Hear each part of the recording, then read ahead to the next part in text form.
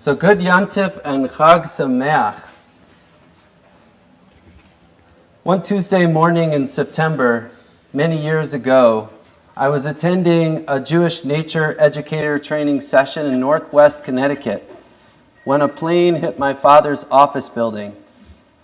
Since the phone systems were overloaded most of the day, I had no way of knowing whether my father was dead or alive. One thing I was sure of was that the world would never be the same, and neither would I. That afternoon, I finally got through to my mother on a payphone, remember those? And found out that by some random miracle, he'd been away at a conference in Boston that day. I was so incredibly relieved, yet still terribly haunted by the attacks and the fact that it could have happened. He could have died that morning, like so many of his coworkers. I wanted to see him right away, but I knew that as a Port Authority upper-level manager, he would be there at the head of the command center dealing with the aftermath. I didn't see him for another 7 days until Erev Rosh Hashanah. I was told that he was alive. I even spoke to him briefly on the phone, but I needed to see him and feel him to know that my dad was really alive. When he came home that afternoon, my sister and I instinctively jumped down the steps, just like when we were little, and we used to jump down the steps to grab his legs when he came home from work. My mother, sister, and I wrapped our arms around him, and we wept. I never realized how distant we had become from each other until that moment. The walls of separation we put up in my teenage years as I fought for my autonomy, the physical distance that stood between us when I went off to college in another state. All of those barriers dissolved in an instant. The inseparable bond we once felt as a family unit when my sister and I were little, it was back. Actually, we realized that it had always been there. Just over a week ago on Rosh Hashanah, we rejoiced, Hayom Harat Olam. Today the world is born. Life seemed rich with new possibilities. But today, Yom Kippur, the Day of Atonement, we confront our limitations, our false steps, our fears and our failures of nerve, our missed opportunities, disappointments, and yes, even the phantom of our own death. We human beings seem to be the only creatures afflicted with the mysterious capacity to understand that we're going to die. And it is this fact that allows us to ponder what it means to live a life well lived. At times, we might embrace this reality and begin to reorient our lives. But far too often, we respond to the realization by trying to ignore, run away from, and even defeat this reality.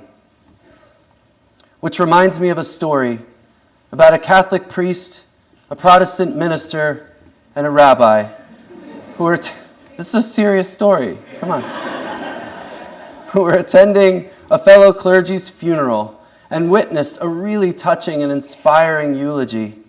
Afterward, the three of them were sitting together in the car and talking about it when one of them said, "Wow, that was really beautiful. What would you like to be said about you when you die?" The priest answered, "I would like someone to say, he was a righteous man, an honest man, very generous." The minister answered, "I would like someone to say, he was kind and fair, and he was very good to his parishioners." The rabbi answered, "I want someone to say, look, he's moving." I worked on the delivery of that for a while with my wife. It was important that he had a Jersey accent. Okay. All of our holidays and all of our traditions are about celebrating life. When we lift a glass, we say, L'chaim. Every ritual law of the Jewish tradition is suspended when life or health are at stake. We are always ready to say the bracha, shehechianu, praising God for the gift of life, the gift of this moment. Uvacharta v'chayim, choose life. This is one of our most cherished mitzvahs. Everything that is Jewish is about chayim, about life. Except this holiday, this confrontation with mortality. maybe one of the most important and powerful themes of Yom Kippur, but that doesn't mean that anyone actually wants to think about it. Like in the story about the rabbi who in the middle of a Yizkor speech on Yom Kippur pounds on the table and says, "Wake up! Wake up to the fact that everyone from this congregation, myself included, is going to die." And as expected, everyone suddenly becomes very alarmed. Except for one man in the third row whose face breaks out into a broad smile. And the rabbi is so shocked, he points to the man and says, "So why are you so amused?" The man shrugs his shoulders and says, "Well, I'm not from this congregation. I'm just visiting my sister." And so for one day we confront the abyss head on. Today we literally rehearse death. We fast, which for Jews, not eating may be worse than death. And we remove ourselves from the physical world to the point that we become like angels who have no physical form. We abstain from life-affirming activities like eating and sex. We're prohibited from hiding the funky smell of our bodies. No bathing or perfuming is permitted. By Ne'ilah, you'll understand what that means. We don't wear leather, although the original practice, according to the Mishnah, was to go barefoot, as we will all go someday. We recite Yizkor for our departed loved ones. We chant Unatana Tokef, a prayer about the book where it is written who shall live and who shall die. But today, these words seem even more frightening than they did last week, because today is Yom Kippur. We wear white, and many traditional Jews wear a kittel, this white death shroud that we're buried in. We try it on this one day, and we wear our talit, even at night, to remind us of the way we will be dressed upon our burial. Over and over again, we recite vidui, the confession, just as one does before death. And yet, this is perhaps the most well-attended service of the year. What is wrong with you people? Why? Perhaps we choose to be here because we believe that Yom Kippur, this rehearsal of death, in some way atones, that it actually prepares us to live a better, more thoughtful life, and that there are things we need to learn about ourselves, and that death itself is our teacher. As Rabbi Jessica prayed in Yizkor from Psalms, Limnot Yamenu, teach us to number our days, so that we will acquire a heart of wisdom. Confronting this reality forces us to give up all the rationalizations, the excuses, the defenses, the self-deceptions that keep us from filling our days with life, from pursuing our dreams, reaching for our ideals, deepening our relationships, and cherishing sacred moments. We all grew up and experienced varying degrees of trauma, disappointment, really hard stuff. So we armored up, and at some point, that armor no longer serves us. The weight of the armor is too heavy, and it's not protecting us. It's keeping us from being seen and known by others. Compost is the most beautiful Torah, burying our waste in the earth and turning it into fertile soil to birth next year's seeds. The more we dig and turn over the soil, the more fertile our year will be. No matter how many times we hurt ourselves or others, and no matter how dead we become, we can turn it into fertile soil. In the ritual of Tashlich, when we throw the crumbs or the rocks into the abyss, into the waters, we're not throwing it away like ick. We're entrusting the Creator with our fears and our sadness and our pain. Yesterday was the fall equinox. The autumn has begun. It's time to begin turning the soil and saving seeds to be planted in the year ahead.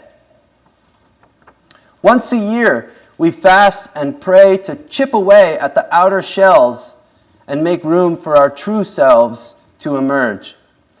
Rabbi Avram Twersky of blessed memory, Zecher Tzadik Livracha, came from a long line of Hasidic rabbis. He was a psychiatrist as well, who for many years ran a well-known substance abuse clinic.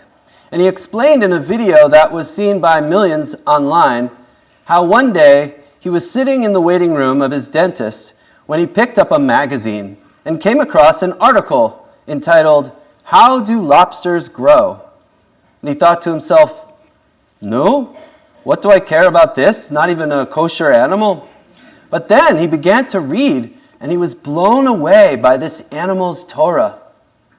How this soft, mushy creature lives inside a rigid shell that doesn't expand. So how does the poor thing grow? He wondered.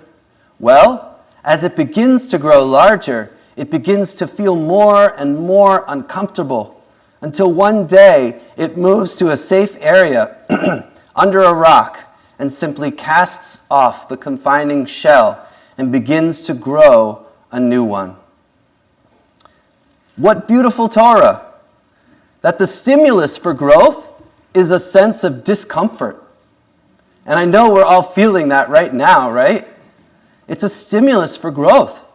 The stress that we feel, that the lobster feels, it's an activator. If it had no stress, it simply wouldn't grow. Lobsters have no choice. They simply have to shed their old shells. But as we fast and pray from the depths of our soul, we realize that we do have a choice. Are we going to stay the same, retain our old shells, or are we going to change? Burst out despite the vulnerability? Are we going to feel the fear and do it anyway?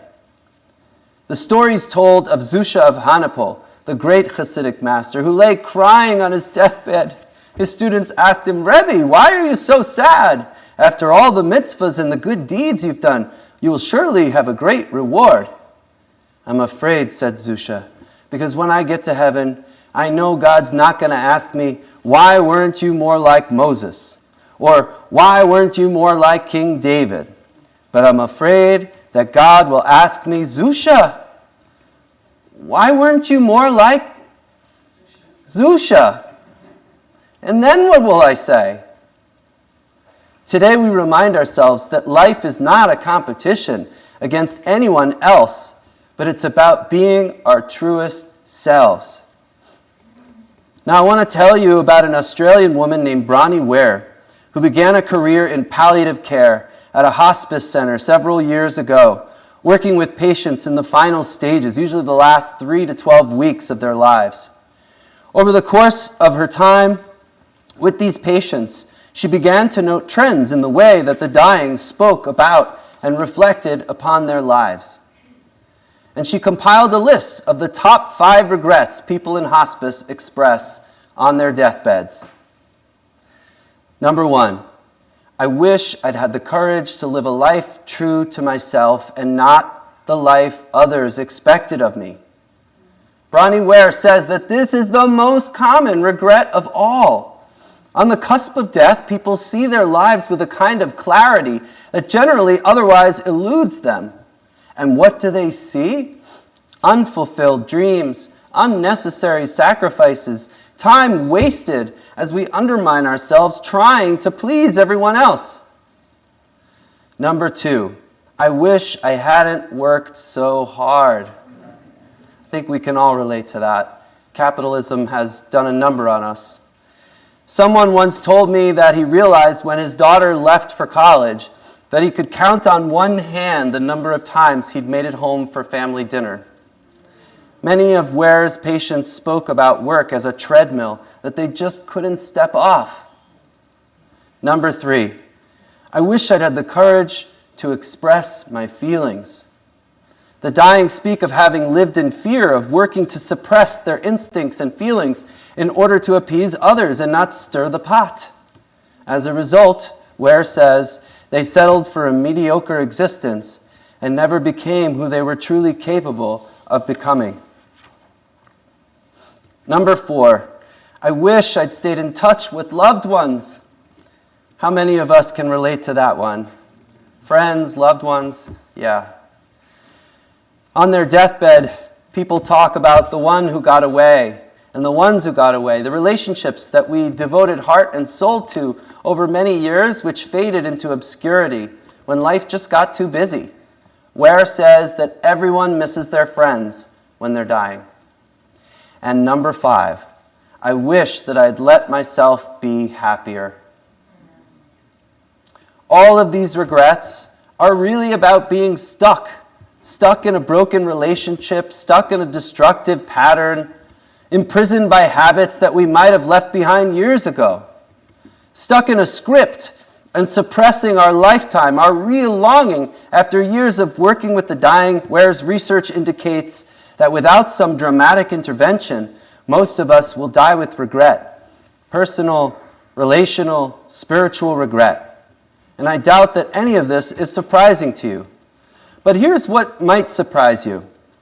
We all know that ruptures in our lives, big, dramatic moments of struggle, losing a loved one, suffering from an illness, getting in an accident, living through a natural disaster or a terrorist attack, all have the potential to wake us and shake us and change our lives. Over the past few years, a number of psychologists have been developing theories around a psychospiritual phenomenon called post-traumatic growth.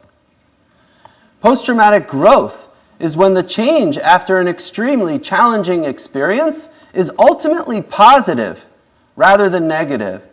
It's when a person's able not only to survive and overcome a traumatic experience, but to actually emerge strengthened. And even though it's not experienced by everyone who suffers trauma, it happens more often than we might think.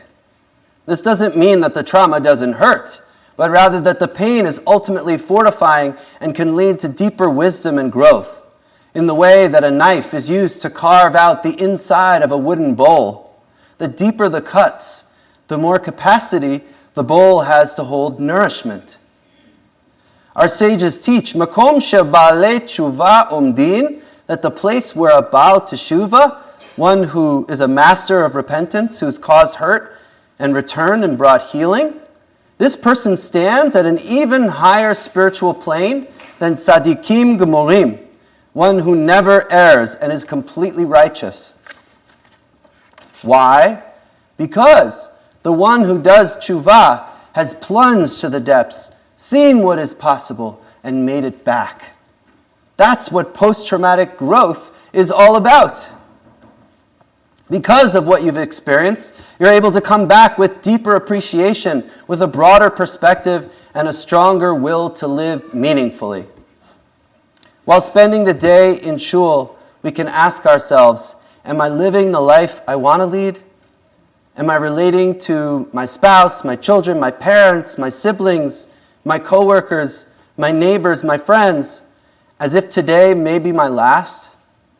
Am I using my unique talents and skills to contribute to my community and to the world to the fullest, as if this will be my last chance to do so?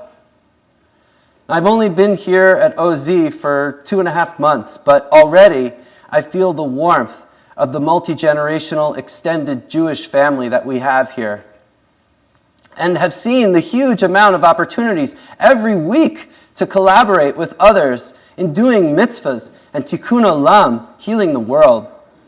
I know that there's still so much that needs to be built here, but the foundation is already here. There are so many interesting people and meaningful activities already going on here, but we can be so much more and do so much more. So instead of another year passing of just wishful thinking, let's build it together, starting today. Usually people say, YOLO, you only live once, as an encouragement to do something really reckless. I recently heard an interview with a first responder who said that YOLO, you only live once, is a lie. The truth is, YODO, you only die once, but you get to live every day. If you're old enough to be listening right now, you've likely lived at least 6,000 times. With every day that you awake, in that moment, you have another opportunity to live life. For me personally, I've had the opportunity to live well over 16,000 times. YOLO is a lie. The truth is YODO. You only die once, but you get to live every day. Now, many rabbis will bemoan the fact that Jews only show up in large numbers for the high holidays and for life cycle events.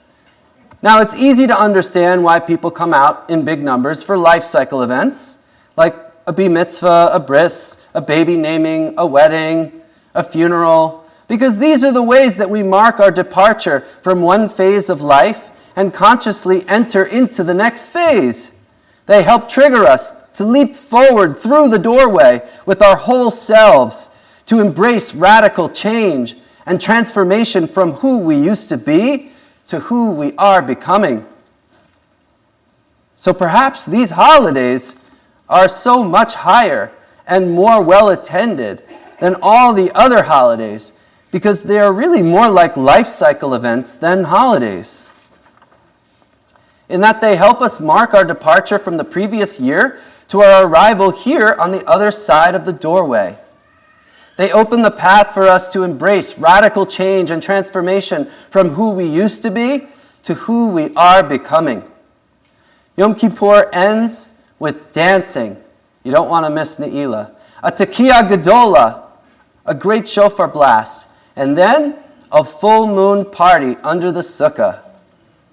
The Mishnah says that Yom Kippur is meant to be one of the most joyous days of the year, because we're celebrating that we survived another circle around the sun.